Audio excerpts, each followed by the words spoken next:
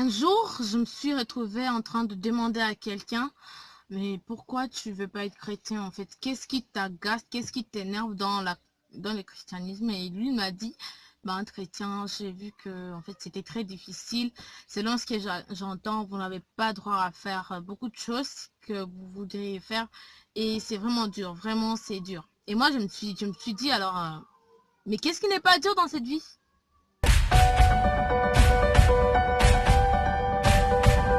Hello tout le monde, j'espère que vous allez bien. J'ai voulu faire la même vidéo, deux vidéos pardon, le même jour, parce que la semaine prochaine j'aurai pas assez de temps et je vais consacrer à elle. Donc voilà, aujourd'hui je vous retrouve encore pour une deuxième vidéo.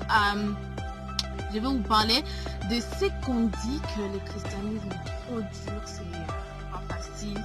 On croit que être chrétien c'est être en prison. Oui, j'ai entendu dire que quand tu es chrétien en fait tu es en prison et tout. Mais moi j'aimerais vous dire que moi je prends pas toute cette allure en fait. Tu vois que c'est une grâce en fait d'être chrétienne, c'est une grâce de servir, c'est une grâce d'avoir cette assurance en nous en fait. C'est une grâce de savoir que tu vas dormir en paix parce que tu as demandé à ton créateur de te protéger. C'est une grâce de savoir que ta journée va bien se passer parce qu'il y a quelqu'un qui veille sur toi. C'est une grâce de savoir que ton futur est assuré en fait et il y a une destinée pour toi. C'est une grâce de savoir pourquoi tu es dans cette terre. C'est une grâce de savoir son objectif. C'est une grâce.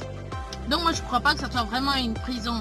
Et j'espère que vous ne pensez pas ça aussi. Parce que ok, la chrétienté c'est dur. Mais avec le Saint-Esprit nous pouvons tout. Et moi je ne suis pas de cet avis que la chrétienté est une prison. Non, non en fait, non. C'est une grâce incroyable. Et que nous ne méritons pas en plus. Ok, c'est pas que c'est une prison. Non, non, non, non, pas du tout. Écoutez, moi je sais pas. Parce que quand on est chrétien, ok, quand on est chrétien, n'est-ce pas, on doit abandonner certaines choses pour marcher avec Christ. Mais ces personnes-là qui disent que c'est une prison, croient qu'abandonner ces choses-là c'est une prison. Mais non, par exemple, tu abandonnes la bière. Et abandonner la bière va t'aider à marcher avec Christ.